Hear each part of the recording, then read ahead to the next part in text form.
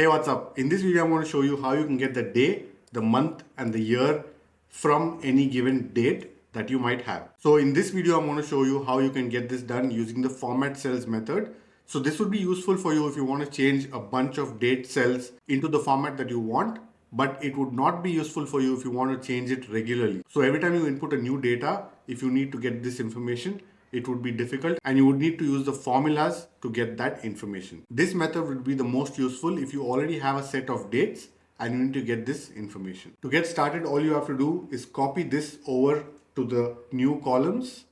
Once you're here, you need to get the day in this column, right? So go ahead and click Control 1 to open up your format cells.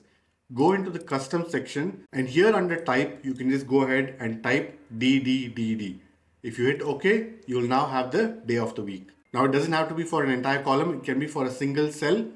And not only that, it doesn't have to be day, month and year. It can be done just for the information that you actually need.